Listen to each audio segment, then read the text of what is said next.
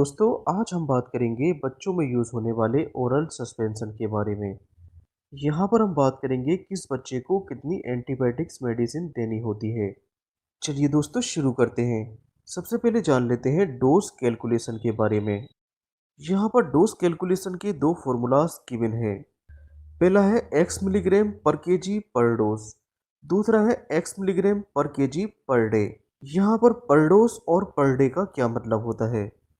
यहाँ पर x की वैल्यू कोई भी न्यूमेरिकल नंबर हो सकती है, जैसे कि 1 मिलीग्राम, 2 मिलीग्राम, 7 मिलीग्राम। इसको हम पीसीएम मतलब कि पैरासीटामोल एग्जाम्पल से समझते हैं। पीसीएम की जो डोज होती है वो 15 मिलीग्राम पर केजी पर डोज के हिसाब से दी जाती है। अगर देखिए 9 किलोग्राम का कोई बच्चा है तो 1 किलोग्राम के बच्चे को 15 मिलीग्राम, तो 9 किलोग्राम के बच्चे को 15 इंटू 9 मतलब कि 135 मिलीग्राम, 135 मिलीग्राम पर डोज। 9 किलोग्राम के बच्चे को पर डोज मतलब कि एक डोज में 135 मिलीग्राम पैरासीटामोल दे सकते हैं। यहाँ पर इसके 5 ml में 120 मिलीग्राम पैरासीटामोल है। इस 9 किलोग्राम के बच्चे को 135 मिलीग्राम पैरासीटामोल देना होता है, मतलब कि 5 ml से थोड़ा ज़्यादा ये मेडिसिन देनी होगी। यहाँ पर डोज का मतलब होता है सिंगल डोज में इतनी मेडिसिन देनी होती है। जबकि पर डे का मतलब होता है दिन में 2 बार या 3 बार उतनी मेडिसिन दे सकते हैं। चलिए इसको समझते हैं। तो सबसे पहले बात कर लेते हैं ऑफ्लोक्सासिन ओरल सॉल्यूशन के बारे में।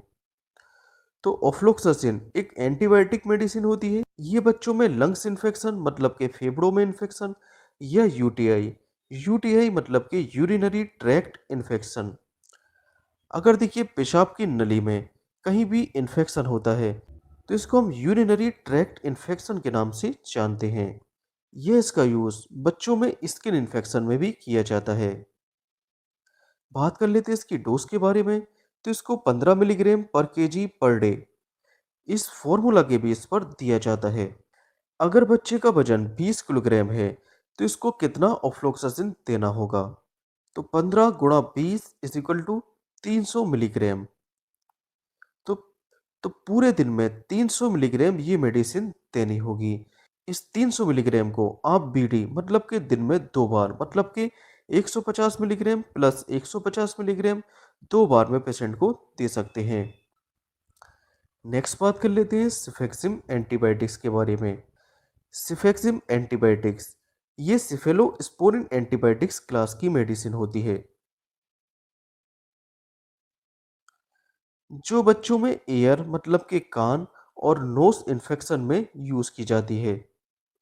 इसी के साथ साथ अगर बच्चों में टॉन्सिलाइटिस हो जाता है तब इसका यूज कर सकते हैं, और ब्रोंकाइटिस मतलब कि लंग्स में इन्फ्लामेशन, क्योंकि आइटिस मतलब होता है इन्फ्लामेशन।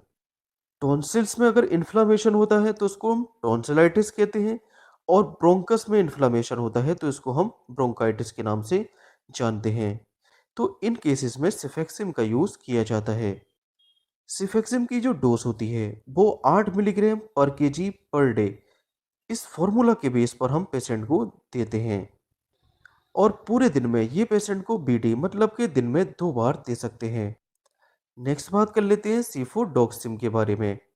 ये भी एक एंटीबायोटिक्स मेडिसिन है, और ये बैक्टीरियल इन्फेक्शन जैसे कि एक्यूट ओटाइटिस मीडिया, ओटाइटिस मतलब के कान में इन्फ्लामेशन, तो कान में इन्फ्लामेशन में ये मेडिसिन यूज में ली जाती है। बात कर लेते हैं इसकी डोज के बारे में। तो इसको 10 मिलीग्राम पर केजी पर डे के हिसाब से पेशेंट को दे सकते हैं। माना किसी बच्चे का वेट 10 किलोग्राम है तो 10 गुणा 10 मतलब कि 100 मिलीग्राम। इस 100 मिलीग्राम को आप दिन में 2 बार एज अ बीडी दे सकते हैं। नेक्स्ट बात कर लेते हैं एजिथ्रोमाइसिन के बारे में। एजिथ्रोमाइसिन ये भी एक एंटीबायोटिक मेडिसिन होती है, मतलब कि बैक्टीरिया के इन्फेक्शन को रोकने में इसका यूज किया जाता है।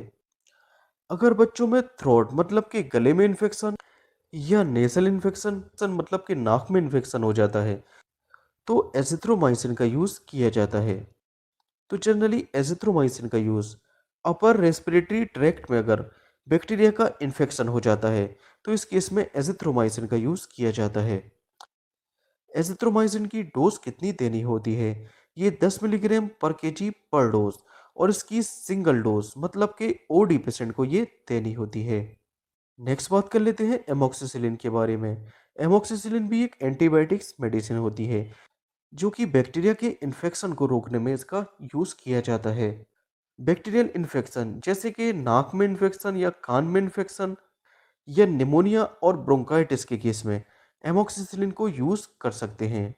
इसकी जो डोज होती है वो 40 मिलीग्राम पर केजी पर डे इसके बेस पर पेशेंट को दे सकते हैं। Okay, thank you.